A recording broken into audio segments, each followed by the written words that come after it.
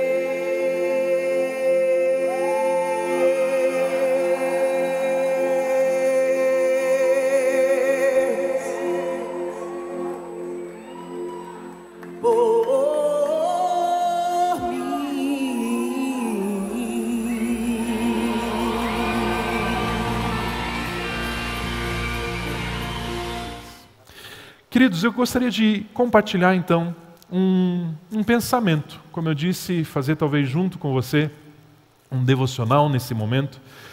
E quando eu estava pensando a respeito desse raciocínio, me veio à mente um título.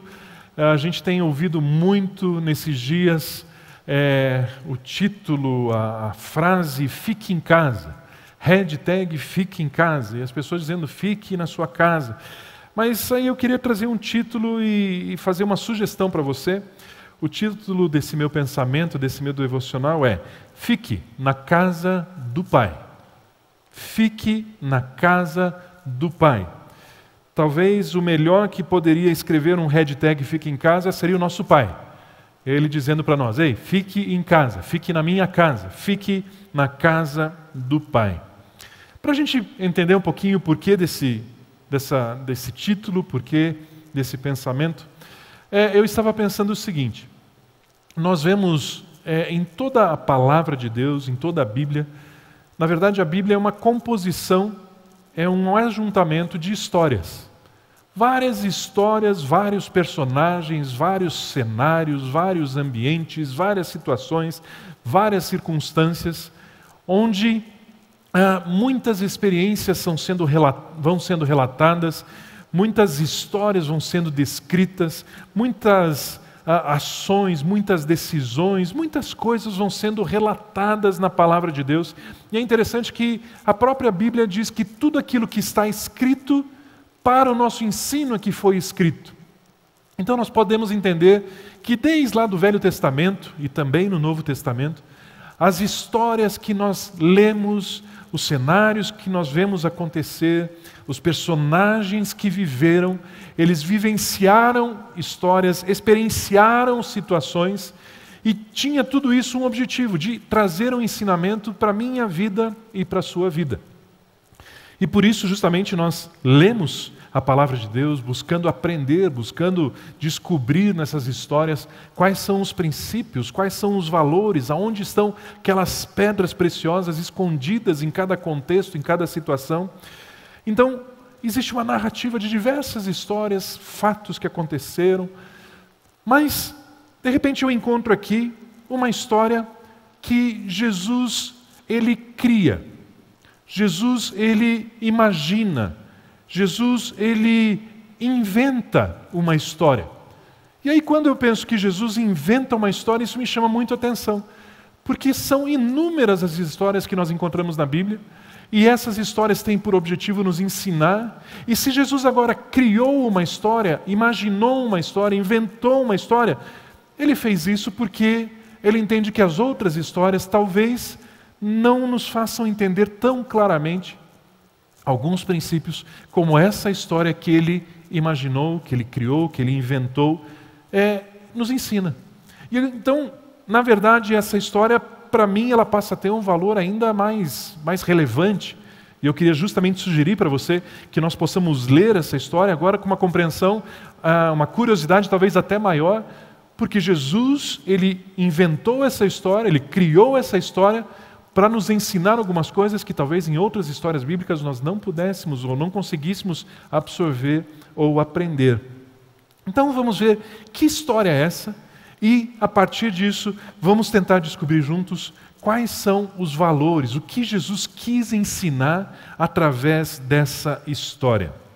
Eu convido você a ler comigo o Evangelho de Lucas, no capítulo 15, a partir do versículo 11, e nós vamos ler o texto ali até o versículo 24. Evangelho de Lucas, capítulo 15, versículo 11 até o 24. Vamos ler essa história que Jesus, então, compartilha. Jesus continuou, contando essa história. Um homem tinha 2 filhos. O mais novo disse ao seu pai: "Pai, eu quero a minha parte da herança." E assim ele repartiu a sua propriedade entre eles. Não muito tempo depois, o filho mais novo reuniu tudo o que tinha e foi para uma região distante. E lá desperdiçou os seus bens vivendo irresponsavelmente. Depois de ter gasto tudo, houve uma grande fome em toda aquela região. E ele começou a passar necessidade. Por isso, foi empregar-se com um dos cidadãos daquela região, que o mandou para o seu campo a fim de cuidar de porcos. Ele desejava encher o estômago com as vagens de alfarrobeira que os porcos comiam, mas ninguém lhe dava nada. Caindo em si, ele disse: quantos empregados de meu pai têm comida de sobra, e eu aqui, morrendo de fome? Eu me porei a caminho e voltarei para o meu pai e lhe direi: pai, pequei contra o céu e contra ti. Não sou mais digno de ser chamado teu filho. Trata-me como um dos teus empregados. A seguir, levantou-se, foi para seu pai. Estando ainda longe, seu pai o viu e, cheio de compaixão, correu para o seu filho e o abraçou e o beijou. O filho lhe disse: pai, eu pequei contra o céu e contra ti. Eu não sou mais digno de ser chamado teu filho. Mas o pai disse aos seus servos: depressa, tragam a melhor roupa e vistam nele. Coloquem um anel em seu dedo e calçados em seus pés. Tragam um novilho gordo e matem-no. Vamos fazer uma grande festa e alegrar-nos. Pois este meu filho estava morto e voltou à vida. Estava perdido e foi achado. E começaram a festejar o seu regresso. Queridos, vamos analisar um pouquinho, pensar um pouquinho o que é que Jesus estava querendo nos mostrar. O que é que Jesus estava querendo revelar para os seus ouvintes e sendo registrado na palavra de Deus para nós que podemos ter acesso a essa história? O que Jesus estava querendo compartilhar, esse valor tão importante que talvez em outras histórias não percebêssemos claramente, mas que Jesus agora, ele através dessa história, quer ministrar ao meu coração e ao seu coração. A primeira coisa que eu percebo nessa história é que Jesus ele está chamando a atenção de que as pessoas podem enxergar as circunstâncias, o ambiente, o cenário de uma forma distorcida, com falta de entendimento, com falta de conhecimento, com falta de clareza. Jesus está com essa história mostrando que pessoas que poderiam estar vivendo perfeitamente bem não reconhecem tudo aquilo que elas têm, e por não reconhecer o que elas têm, elas tomam decisões equivocadas. Por ter um conhecimento distorcido, um mau conhecimento daquilo que elas do que elas têm disponível, elas tomam decisões erradas, e essas decisões erradas, elas vão gerar frustração e dor. A palavra de Deus nos diz em um outro local, em um outro versículo, que o povo de Deus, as pessoas, portanto, elas perecem por falta de conhecimento. Falta de conhecimento, falta de uma boa compreensão, falta de um bom entendimento. E Jesus aqui começa a falar a respeito de um filho. Nós poderíamos ler a história toda e tem um outro relato do outro filho, mas eu quero me concentrar neste momento, neste filho, no filho mais novo, que essa primeira parte da história remete e fala, onde esse filho mais novo está na casa do pai e de repente ele tem ideias, ele tem conclusões distorcidas, equivocadas, erradas, e é através dessa forma de pensar equivocada, ele começa a imaginar: eu acho que eu vou saber fazer melhor que o meu pai. Eu acho que a vida que eu tenho aqui na casa do meu pai não é a melhor vida que eu poderia ter. Eu acho que as possibilidades, eu acho que os investimentos que o meu pai faz, eu acho que as decisões que o meu pai tem, elas não são o melhor. Eu quero a minha parte, eu quero fazer as minhas escolhas, eu quero tomar as minhas decisões, eu quero colocar em prática as minhas estratégias, porque as estratégias que o meu pai tem, eu não concordo bem, eu acho que não são as melhores. Eu não gostaria de estar vivendo debaixo dessa influência da casa do meu pai, porque eu acho que eu sei melhor do que ele, eu tenho mais capacidade do que ele. Esse filho achava que saberia investir os recursos melhor que o seu pai fazia, melhor do que o seu pai investia. Queridos, é interessante que devemos observar quantas vezes nós estamos apegados aos nossos desejos, aos nossos objetivos, às nossas estratégias, e acabamos esquecendo que a vontade de Deus, a vontade do nosso Pai, é que é boa, que é perfeita e que é agradável. Mas nós nos distraímos, nós não percebemos essa realidade, nós começamos a ver as coisas de forma equivocada, distorcida, assim como esse filho ele fez, e de repente o filho achou que a vontade dele seria melhor que a do pai, que os desejos dele seriam mais acurados, mais perfeitos que o do pai. E aqui cabe eu destacar e chamar a atenção para mim e para você. Meu irmão, minha irmã, meu querido, minha querida, a sua vontade, os seus desejos, eles não são bons. Os seus anseios, eles não são perfeitos. Os seus alvos não são agradáveis. Não como os do Pai. Os pensamentos que o Pai tem a meu respeito, a seu respeito, são mais altos que os nossos pensamentos. Os sonhos que Ele tem para nós são mais elevados, mais sublimes que os nossos sonhos. Mas o texto está dizendo, Jesus está contando a respeito de um personagem, de alguém que vivendo esse ambiente, onde a vontade do Pai é manifesta, mesmo assim essa pessoa acha, não, acho que fora da casa do Pai eu vou ter uma vida melhor. E esse jovem então, ele, por essa razão, pede a sua parte da herança e ele agora decide se afastar e levar uma vida longe da casa do Pai. Pelo fato do homem entender errado, pensar de forma equivocada, ele pega as suas coisas, ele se afasta da casa do Pai, ele se afasta de Deus para tentar a sua vida por conta própria. Percebe que Jesus está chamando a atenção de que as pessoas podem ser tentadas diante das circunstâncias, diante dos cenários que elas estão experimentando, diante dos desejos que vêm à sua mente, aos seus corações. As pessoas podem ser tentadas a imaginar que saindo da casa do Pai, fazendo e tomando as decisões por conta própria, elas irão alcançar. E Jesus, então, nessa história começa a mostrar quais são as consequências dessa decisão.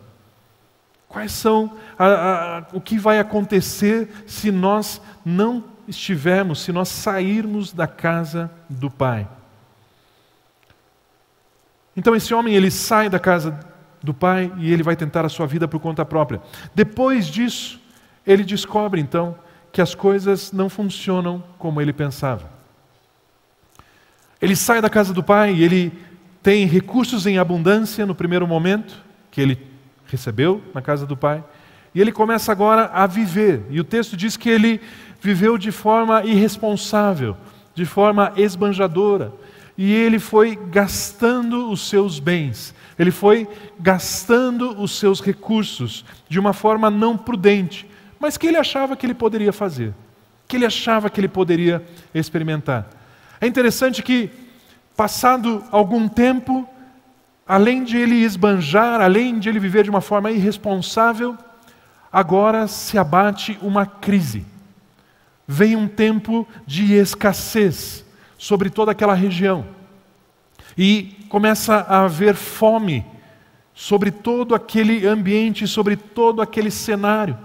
E agora aquele jovem que antes tinha e experimentava abundância, agora ele já tinha esbanjado aquilo que ele tinha de recursos, agora os recursos começavam a ficar escassos, ele começou a ficar sem, e além de ele ficar sem recursos, todo o ambiente, toda aquela região entra numa grande crise e agora ele fica sem nada e começa inclusive a passar fome, inclusive a ter vontade, ter inveja da comida dos porcos.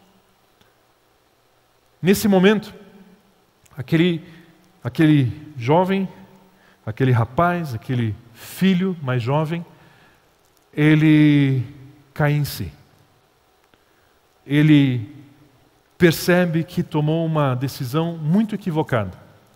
Eu não sei se você já chegou a essa conclusão, eu já cheguei, que as coisas do meu jeito, quando eu faço com a minha força, com o meu empenho, com a minha capacidade, na minha independência, elas não geram o resultado que eu gostaria que gerassem.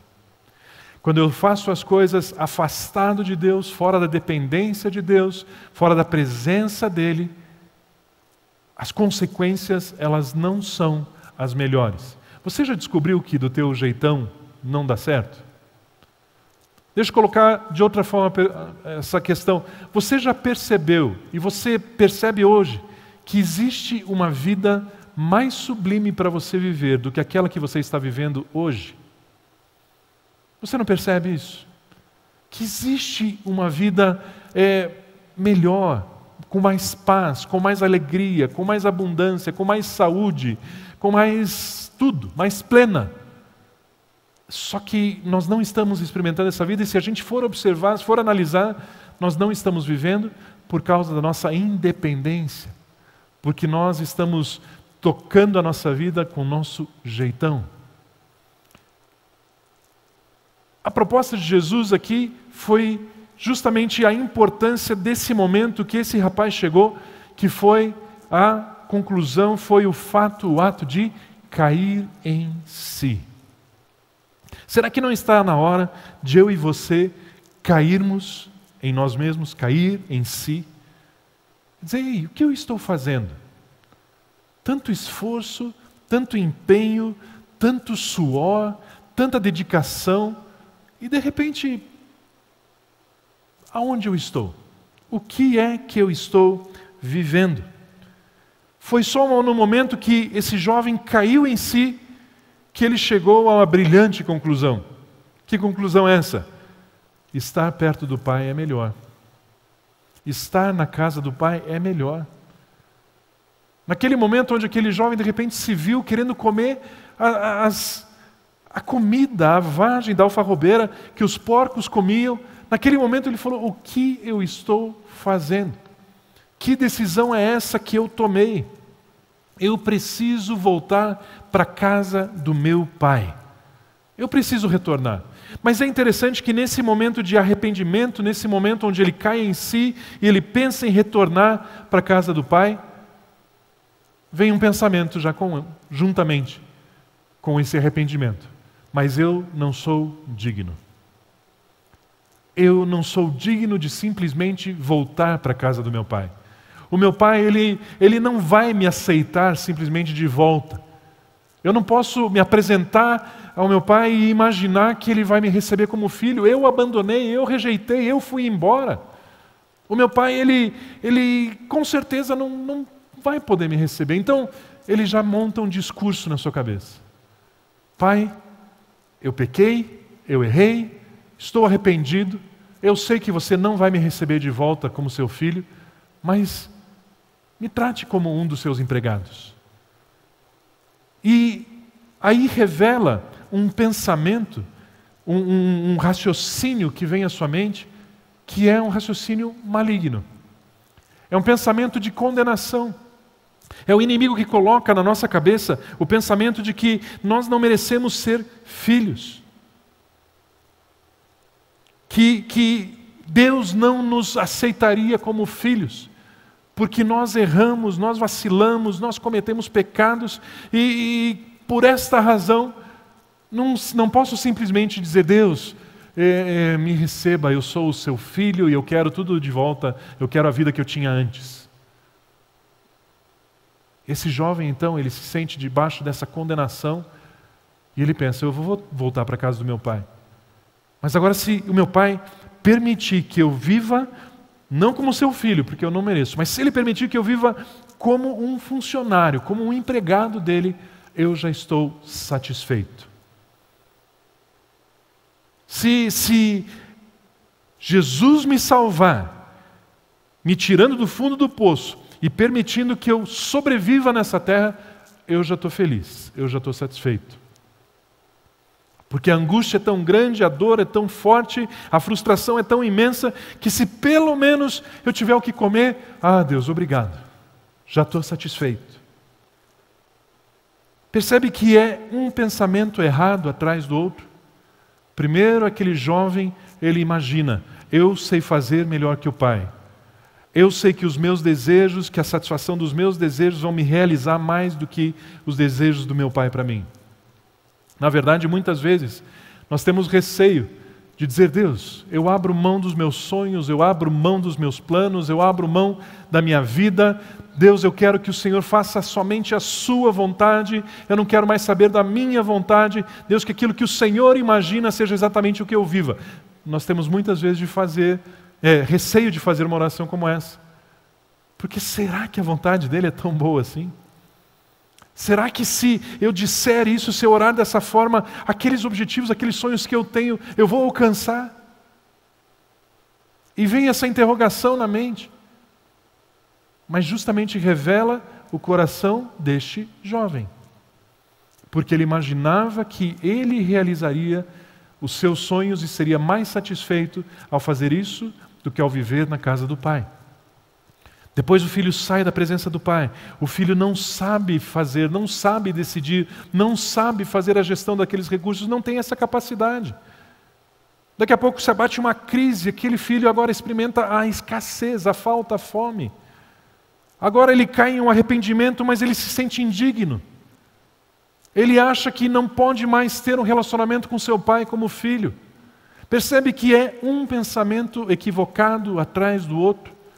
E Jesus está tratando disso, Jesus está mostrando esse risco de o homem entrar numa sequência de ações e decisões que vão levá-lo à frustração, à dor, à angústia, ao afastamento de um relacionamento.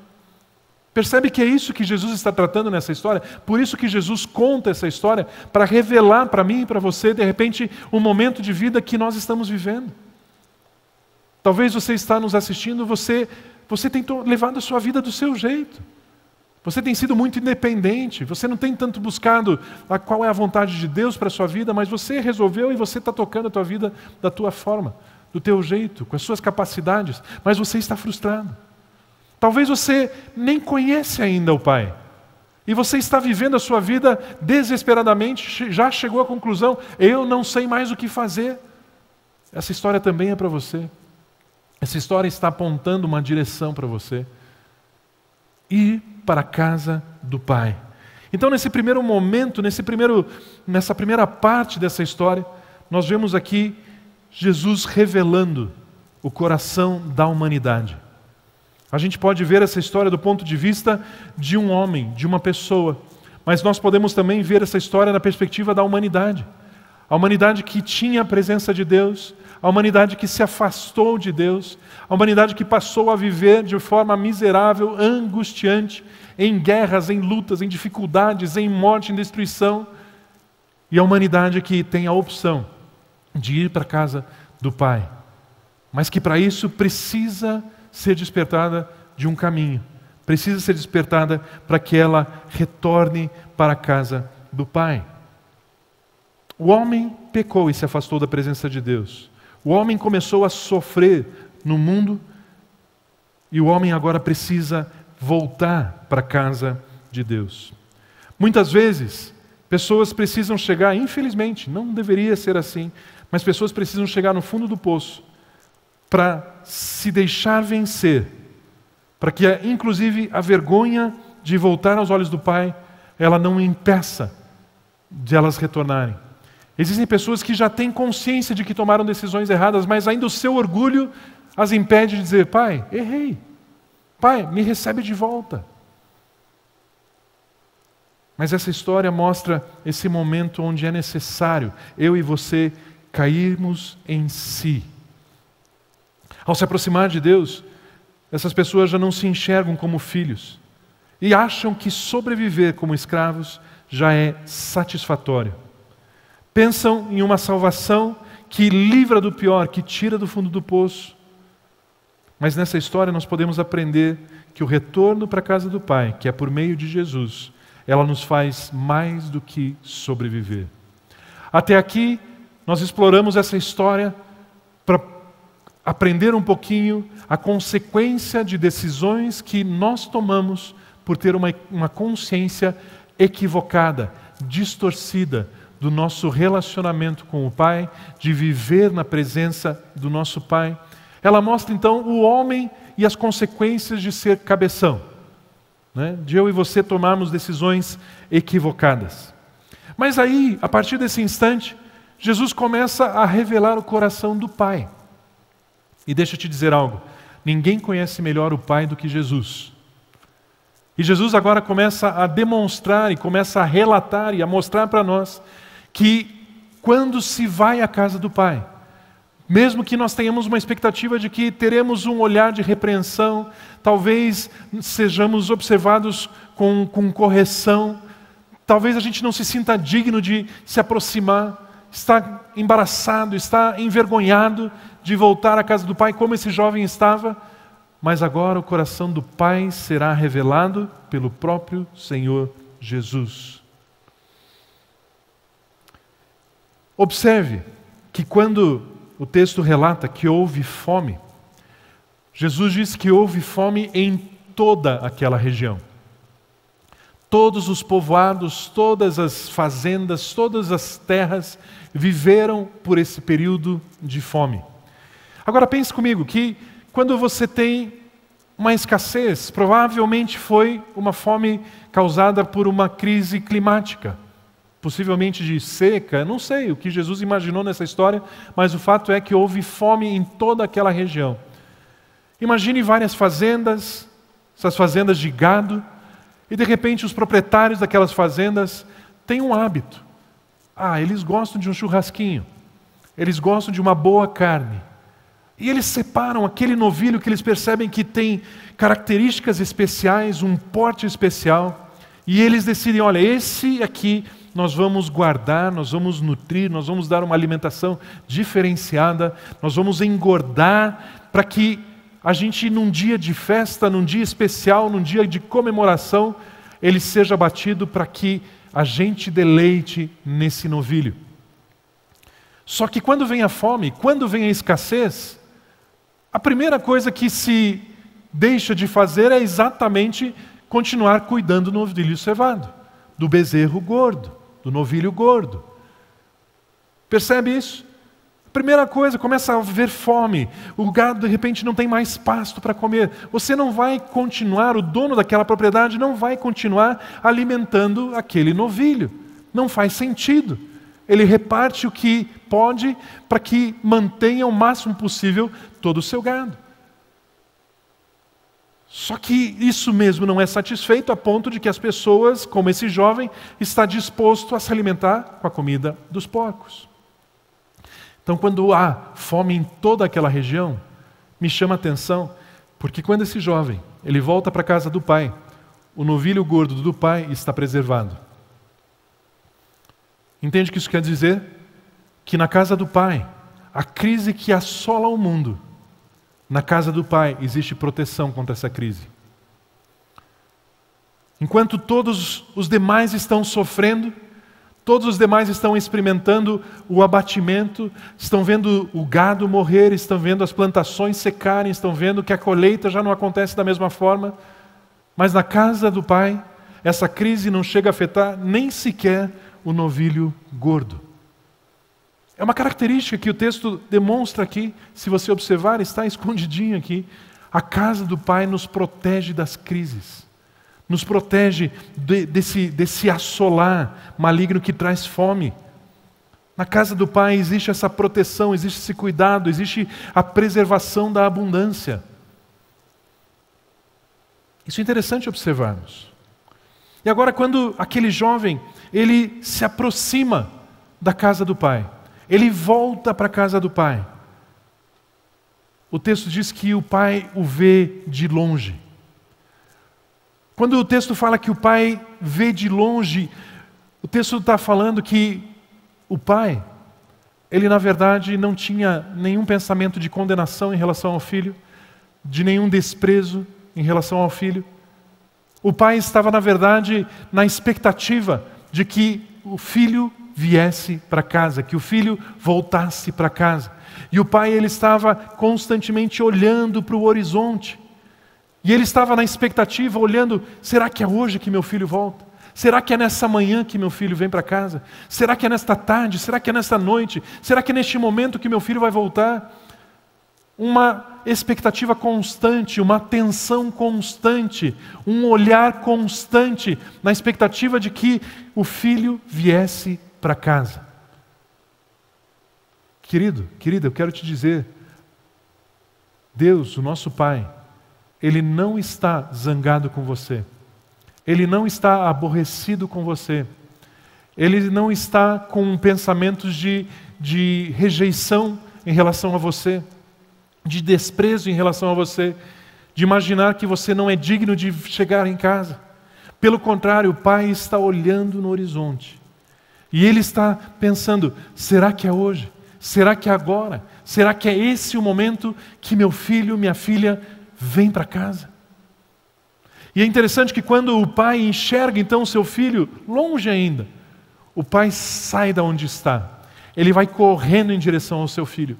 E ele pula sobre o seu filho, ele abraça o seu filho, ele beija o seu filho. Queridos, quem está dizendo que o pai tem essa disposição é o próprio Senhor Jesus. Jesus, que conhece o Pai como ninguém, Ele está dizendo que o teu Pai Celestial, Ele quer correr na sua direção e te beijar e te abraçar. Se você começar a caminhar em direção a Ele, Ele vai te ver, Ele vai correr na sua direção, Ele vai te abraçar e Ele vai te beijar. Percebe Jesus aqui revelando agora o coração do Pai? Nessa história, nesse contexto. E é interessante que quando aquele filho, então, ele se aproxima, ele recebe o abraço do pai, aquele filho ainda se sentindo indigno, ainda se sentindo não merecedor, ele fala, pai, eu pequei contra o céu, eu pequei contra o Senhor, eu não sou mais digno de ser chamado seu filho. Ele começa a colocar aquele discurso, né? Ele começa a declarar aquele discurso que ele tinha preparado, mas o pai interrompe, porque ele ia continuar dizendo, me trata como um dos teus empregados. O pai nem quis ouvir. O pai simplesmente diz, ei, servos, rápido, me tragam vestes novas, me tragam um anel, me tragam calçados, matem um novilho gordo, vamos festejar. Quando aquele filho se aproxima para dizer para o pai que ele era indigno, o pai não quis nem dar ouvidos para esse pensamento de rejeição, de baixa autoestima que o filho queria demonstrar. O pai interrompe o filho e diz, ei, não, isso não me importa. Você é meu filho e você veio para casa. Você é minha filha e você chegou, e é isso que eu queria, e é isso que importa. E imediatamente o pai então dá ordens para que se entreguem presentes pelo retorno do filho. Que presentes são esses? Como eu mencionei agora há pouco. O pai disse, tragam as melhores vestes, tragam o anel, tragam os calçados e matem o novilho. O que significam cada um desses 4 presentes? Quais são os valores? O que nós podemos entender com esses 4 presentes que continuam revelando o coração do nosso Pai Celestial? Em primeiro lugar, o texto fala que o Pai pede para os servos trazerem a melhor roupa. No texto original, no grego, a palavra utilizada é stole. E stole fala de vestes longas. Vestes que elas são longas até os pés. São vestes usadas por reis e sacerdotes. São as vestes reais. O pai diz para os seus servos, ei, pegue as melhores vestes e tragam aqui para o meu filho. Esse filho com certeza estava voltando vestido de trapos, sujo, talvez ainda meio lameado dos porcos. É interessante que quando o pai diz para trazerem as melhores vestes, eram vestes do tamanho do seu filho. E eram vestes que estavam preparadas para a recepção do seu filho. Não eram vestes grandes demais, não eram vestes apertadas demais. As vestes que o pai pede para trazer são vestes que estavam prontas. Prontas para revestir, para colocar sobre a vida do seu filho. E essas vestes agora colocadas na vida dele, quem passasse, quem olhasse para ele, saberia, ali está alguém da linhagem real. Ali está alguém que pertence aos proprietários dessa terra. Ali está uma pessoa que está vestida e identificada com a autoridade de quem governa, gerencia este lugar. Só usavam aquelas vestes o rei e os filhos do rei, o proprietário da terra, o pai e os seus herdeiros. Somente eles poderiam vestir essas vestes caracterizadas aqui. Não eram simplesmente roupas novas, não eram simplesmente roupas boas, mas o texto, a palavra utilizada, nos faz perceber que eram vestes reais. Vestes que identificavam a autoridade. Ou seja, quando o pai diz, tragam essas vestes, o pai estava dizendo, restaurem sobre a vida do meu filho a autoridade que ele tem neste lugar. E todos os servos deste lugar vão olhar o meu filho com essas vestes e sabem que a autoridade dele está estabelecida. Percebe? Enquanto aquele jovem ele queria receber um uniforme dos funcionários, dos empregados. O pai diz, não, você é meu filho. Você é meu filho. Mas pai, eu não mereço. Pai, eu não sou digno. Eu sou digno que o Senhor me trate como seus empregados. Na verdade, nem disso eu digno sou, mas esse é o meu pedido. Mas o pai, o coração do pai, nunca deixa de enxergar o filho como filho. E o pai reestabelece aqui nesse momento a autoridade que o filho tem. O pai também pede que seja trazido um anel. O pai pede que tragam um anel para colocar na mão do meu filho. Anel, da mesma forma, nós podemos entender o seguinte, o texto fala que esse pai tinha 2 filhos. E o anel, ele fala a respeito de identidade. O pai não tinha uma coleção de anéis. O pai tinha feito um anel para cada filho. Agora, esse filho tinha ido embora, provavelmente com o seu anel. E, inclusive, esse anel ele perdeu nesse período, nesse tempo de jornada, longe da casa do pai. Mas o pai preparou um anel, para que quando o filho voltasse, esse anel estivesse ali, e ele pudesse novamente colocar na mão do seu filho. Anel fala de identidade. Você já deve ter visto aqueles anéis com um brasão da família, e a pessoa ao enxergar aquele anel, sabe, essa pessoa pertence à família, à família X. Anel fala de dignidade. Pessoas com um anel, elas demonstram, elas são vistas como pessoas dignas, pessoas com dignidade. Anel também fala de aliança. Nos casamentos nós temos aquele momento de troca de alianças, onde os noivos colocam a aliança, o anel, no dedo anelar da mão esquerda. E agora quando alguém olha aquele anel na mão esquerda, no dedo anelar da mão de um homem, de uma mulher, alguém vê agora esta aliança no meu dedo, sabe, o Tom pertence a alguém. O Tom é casado com alguém, o Tom pertence a Alessandra. Existe uma aliança. O anel ali representava o reestabelecimento dessa aliança, paternidade e filiação. Ele pertence a esta família, ele é identificado com essa família. Então aquele anel, ele não é simplesmente um presente, um carinho, mas aquele anel tem um simbolismo, tem uma representação. Filho, você é meu filho. Você continua sendo meu filho. Você, para aquele que não está chegando na casa pela primeira vez, você é meu filho. Você passa a ser o meu filho. Eu tenho uma aliança com você. Eu tenho um relacionamento com você. Não existe interrupção de relacionamento entre nós. O texto ainda diz que o pai pede para que sejam dados ao seu filho calçados. Naquele tempo se usava muito sandálias, E se a gente pensar um pouquinho, por que a necessidade dos calçados, ainda mais naquele tempo? Pense nas jornadas, pense nos passeios, pense nas caminhadas que se fazia naquele tempo. Não eram ruas asfaltadas, pelo contrário, normalmente ruas cheias de pedregulhos, ou então as pessoas tinham que passar no meio do mato, às vezes em florestas. E o caminhar descalço, sem calçados, certamente geraria feridas, machucados, ou espinhos entrariam na carne, ou insetos poderiam picar, ou as pedras poderiam ferir os pés. Então os calçados eles eram colocados para trazer proteção, cuidado. Quando aqueles calçados foram colocados então nos pés daquele jovem, daquele filho, o pai estava dizendo: filho, você está protegido, você vai poder caminhar e o mundo não vai te ferir mais. O mundo não vai mais causar dor em você, não vai mais ferir a sua vida. Eu estou calçando você, eu estou protegendo você, meu filho. Percebe o pensamento do pai? Percebe a forma do pai enxergar a minha vida e a sua vida, o meu retorno e o seu retorno, a presença dele? E por último lugar, o pai, ele manda matar o novilho gordo.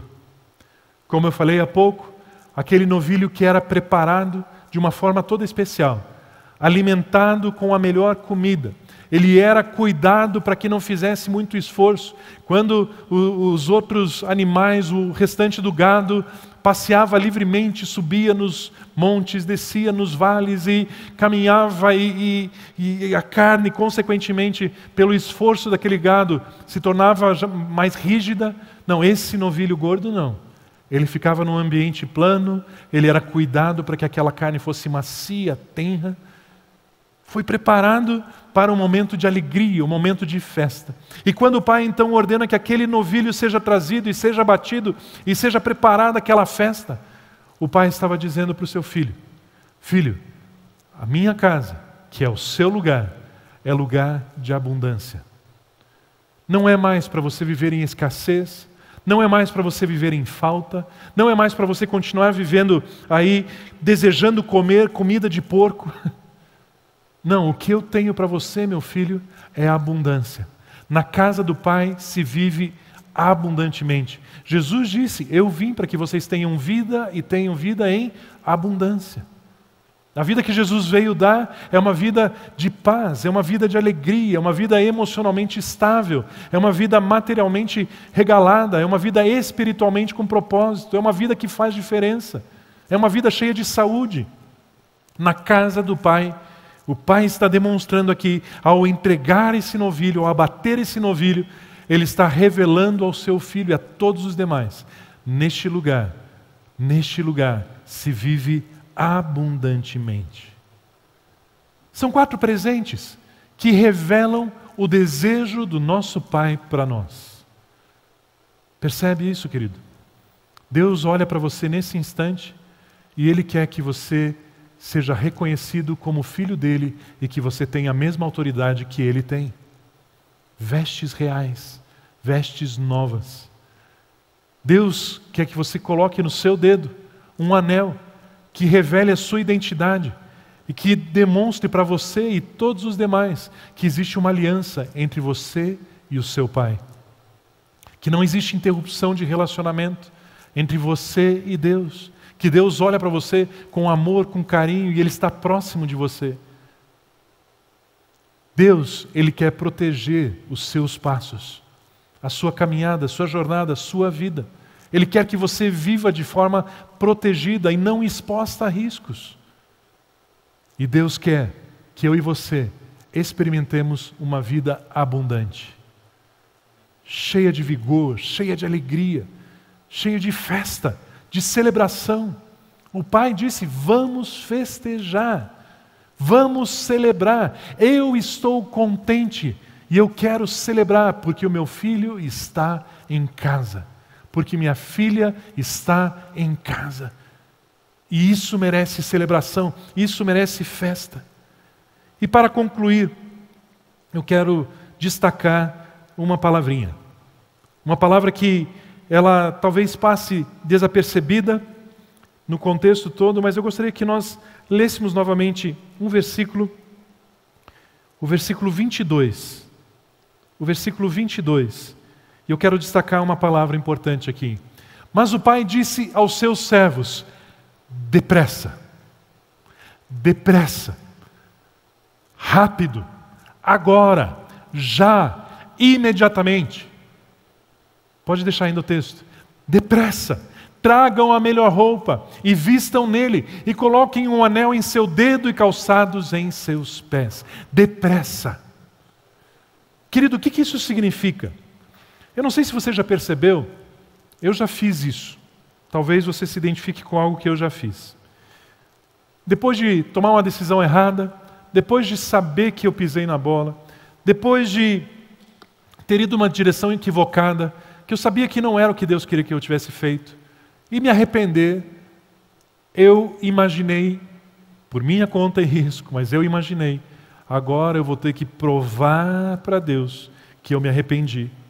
E agora eu acho que Deus vai esperar eu dar provas de arrependimento para que Ele me coloque de novo na posição que eu tinha antes de tomar essa decisão errada, se é que Ele vai permitir que eu novamente tenha o mesmo privilégio que eu tinha antes, porque na verdade eu sei que eu não mereço. E muitas vezes nós nos aproximamos de Deus imaginando, ok, Ele até me aceita de volta, mas eu sei que agora vai levar um tempo para Ele confiar em mim. Vai levar um tempo para Ele voltar a me amar como Ele me amava. Eu decepcionei a Deus e eu vou ter que dar provas para restaurar a confiança dEle em mim. Enfim, pensamentos que vêm na nossa mente achando que quando nós voltamos para a casa do Pai, nós não estamos na mesma condição, no mesmo nível de amor, no mesmo nível de relacionamento que estávamos antes. Mas essa palavrinha revela como o Pai pensa. E o Pai disse, depressa, já, imediatamente, agora, tragam neste momento as roupas, o anel, os calçados e matem o novilho. Ou seja, o texto está nos mostrando, Jesus está nos mostrando nessa história que o coração do Pai restaura imediatamente a nossa identidade, quem nós somos, no momento em que nós nos achegamos a Ele. Deus não quer que você continue sofrendo, Deus não quer que você pague nenhum preço, Deus não quer que você faça coisa alguma, prove absolutamente nada. Deus, Ele vai fazer festa, está pronto para abater o novilho gordo, no momento em que você der o primeiro passo em direção à casa do Pai. Hoje, agora, já, a sua herança está à sua disposição. Quando por meio de Jesus, você vai para a casa do Pai. Queridos, nesse momento, deixa eu falar com você, essa mensagem, esse devocional talvez tenha dois destinos, para duas pessoas principalmente, dois tipos de pessoas. Talvez aquelas pessoas que conhecem a Deus, têm uma vida com Deus, entregaram a sua vida a Ele, conhecem Deus como Pai, mas por alguma razão, em um ou outro momento da sua vida, não é nem que deixaram o Pai, não é nem que rejeitaram o Pai, mas resolveram tocar a sua vida do seu jeitão. E você está sofrendo, e você está padecendo, você está perecendo por causa dessas suas decisões. E o Pai com essa história, Jesus com essa história está dizendo, ei, volte para casa. Volte para a casa do Pai. Fique na casa do Pai. Venha para a casa do Pai. Retorne para a casa do Pai. Você está sofrendo sem necessidade. Caia em si. E aí você talvez se sinta indigno, se sinta não merecedor. E Jesus nessa história está dizendo, não tem necessidade disso. O Pai está na expectativa. O Pai está olhando no horizonte, esperando você tomar essa decisão para colocar vestes novas em você, as melhores vestes, colocar o anel no seu dedo, estabelecer novamente esse relacionamento, essa aliança, proteger você, tirar você desse sofrimento, dessa dor, dessas feridas e matar o novilho gordo para que você volte a experimentar a abundância. Esse é um perfil, é um público que talvez essa história de Jesus ela tem um destino para você. Mas um outro perfil, um outro tipo de pessoas que Jesus também queria comentar nessa história, Jesus também queria alcançar nessa história, são aquelas que talvez nunca conheceram Deus como Pai. Você já ouviu falar de Deus. Talvez o Deus que apresentaram para você foi um Deus santo, foi um Deus justo, foi um Deus supremo, um Deus todo-poderoso.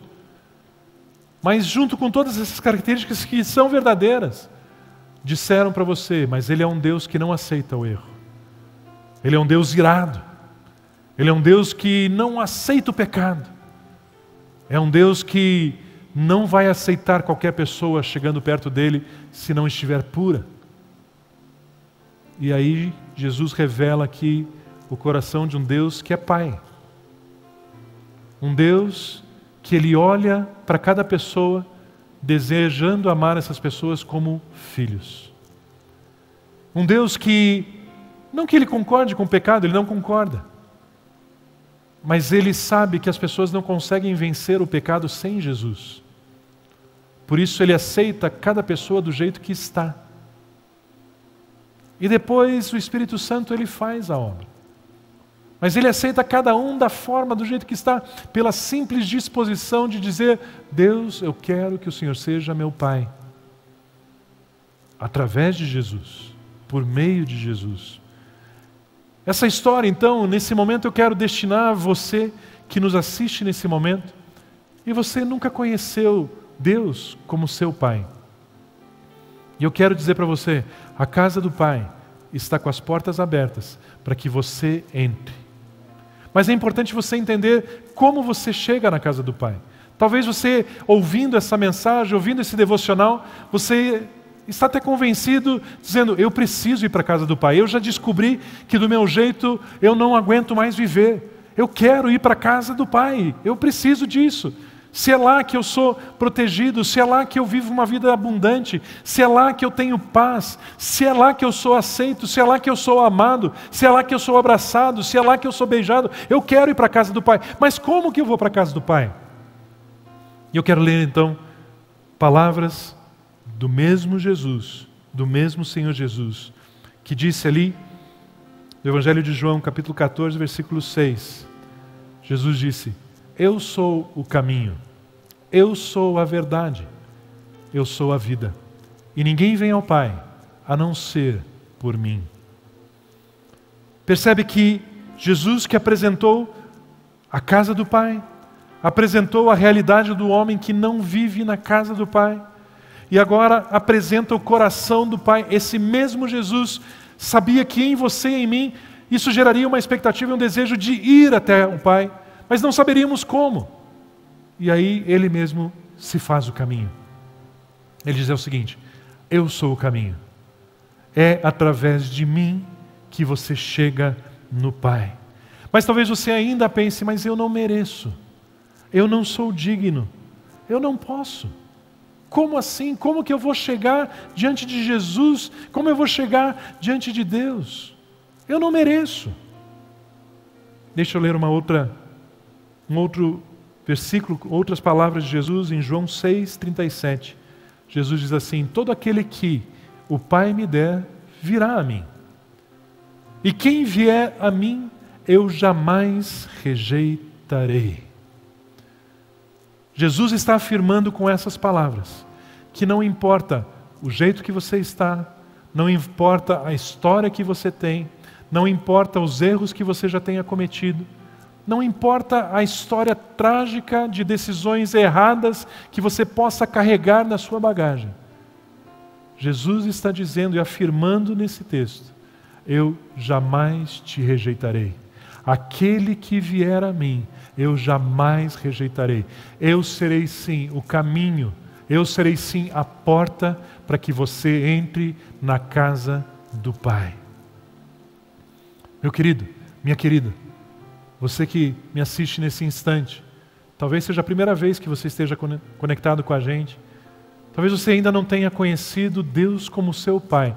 Nesse instante eu não posso deixar de te dar essa oportunidade, de através de Jesus, você experimentar uma nova vida.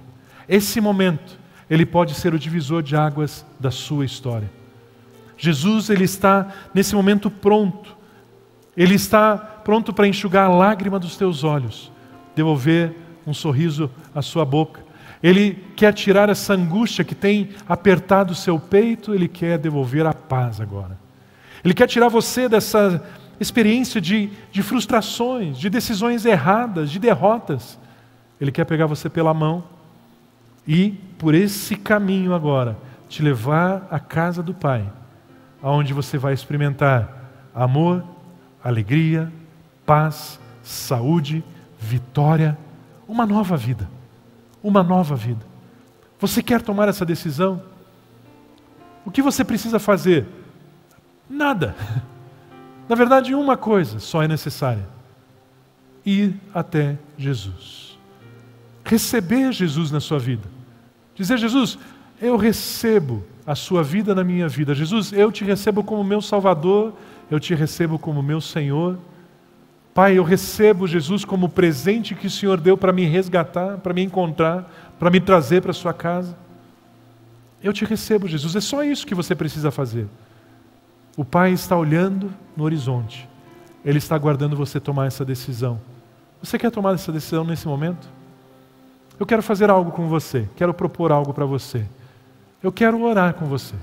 Você que quer entregar a sua vida para Jesus agora. Você que quer entrar nesse ambiente chamado casa do Pai nesse instante. Eu quero orar com você. Eu quero te ajudar em uma oração. Orar é conversar com Deus. Então eu vou dizer algumas palavras, algumas frases. E eu queria pedir que você repita onde você está. Eu não sei se você está nessa hora na sua cama, embaixo das cobertas. Talvez você está encolhidinho aí no seu sofá. Talvez você está dirigindo o seu carro. Talvez você esteja num quarto de hotel. Eu não sei onde você está. Talvez numa portaria de um prédio. Não importa. Não importa onde você está. O Pai está olhando. Ele está na expectativa de você dar esse passo nesse momento. E se você puder repetir essas palavras e fazer das minhas palavras as suas palavras nesse instante, saiba, Ele está te ouvindo. E Ele irá agora na sua direção para te abraçar, para te beijar e para te trazer para perto e levar você para um relacionamento que mudará a sua história definitivamente. Então, se você sentir liberdade, se você quiser, coloque o seu pensamento em Deus nesse momento e repita essas palavras comigo. Diga assim: Deus, eu venho a Ti em nome de Jesus. Eu te agradeço pelo Teu imenso amor e pelo Teu poder. Hoje eu entendi que é somente na Sua presença, Pai, que eu tenho vida com paz, que eu tenho descanso, que eu tenho segurança, que eu sou amado. Por isso, Jesus Cristo, neste momento, eu te recebo na minha vida e te convido, seja a partir de agora o meu único Senhor, o meu Salvador. Jesus, eu te agradeço porque o Senhor subiu naquela cruz para perdoar os meus pecados. Eu recebo o seu perdão e eu também perdoo a todas as pessoas que me fizeram algum mal. Eu abençoo a cada uma delas com salvação. E neste momento, com a autoridade que eu tenho em Jesus Cristo, eu rejeito a Satanás, aos seus demônios, e eu desfaço toda a obra do mal na minha vida, em nome de Cristo Jesus. Espírito Santo, enche agora a minha vida, me enche com a sua paz, me dá da sua alegria e conduz os meus passos por toda a minha vida. Deus, eu te agradeço pela salvação da minha alma. Eu te agradeço porque a partir de hoje eu posso te chamar de Pai, meu Pai Celestial. Amém, amém, amém. Você tomou essa decisão, você fez essa oração nesse instante. Você tomou a decisão mais importante da sua vida. Se você tomou essa decisão, eu queria sugerir que você escreva nessa live. Diga lá: eu fiz essa oração, eu recebi a Jesus, eu agora sou filho de Deus. Enfim, como você quiser. Os irmãos que estão junto nessa live, nesse instante, vão dar as boas-vindas a você. Boas-vindas à família de Deus. Você faz parte de uma nova família agora. E eu quero dizer, você é bem-vindo à família de Deus. Como igreja, nós queremos nos colocar à sua disposição para ter relacionamento com você. E nós queremos oferecer a você nesse instante um QR Code que vai aparecer na sua tela, onde você vai poder acessar um e-book com os primeiros passos da vida cristã. Da mesma forma, vai aparecer na sua tela alguns números de WhatsApp e você vai poder acessar esses números e mandar uma mensagem para a gente. Nós queremos conversar com você, talvez um pedido de oração, talvez você tenha alguma dúvida, queira fazer uma pergunta, queira se relacionar conosco. Nós queremos nos colocar à sua disposição. Esteja você aqui em Curitiba, esteja você fora da nossa cidade, fora do nosso país, aonde você estiver, nós estamos preparados para ter relacionamento e como igreja servir a sua vida. Você agora é filho de Deus. Você está na casa do Pai. Eu quero, ainda antes de encerrar, orar e expor o nosso coração na presença do nosso Pai nesse instante. Pai Celestial, muito obrigado. Obrigado, Senhor, por esse tempo, onde nós podemos aprender com essa história que Jesus contou para nós. Obrigado, Senhor, que Jesus, com todo o carinho, Ele nos mostrou a consequência de quando tomamos decisões equivocadas por falta de entendimento. Jesus, obrigado por isso. O Senhor estava nos alertando, o Senhor estava nos mostrando que essa não é a melhor decisão, essa não é a melhor rota para conduzirmos as nossas vidas. Obrigado, Jesus, porque nessa história o Senhor mostrou que existe solução, que existe retorno, que está à nossa disposição voltarmos a qualquer momento e imediatamente à casa do Pai. Jesus, obrigado porque o Senhor revelou o coração do nosso Pai. Um coração amoroso, um coração que tem braços abertos e está pronto para nos receber em casa novamente. Um coração que nos restaura na posição de filhos amados. Um coração de um Pai e de um Deus Todo-Poderoso que nos reveste com a mesma autoridade que Ele tem.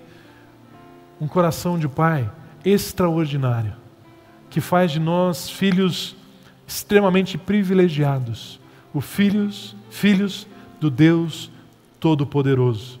Eu quero declarar, Senhor, como ministro do Senhor, sobre a vida de cada um dos meus irmãos, das minhas irmãs, que estão conectados nesse instante, estão assistindo essa mensagem.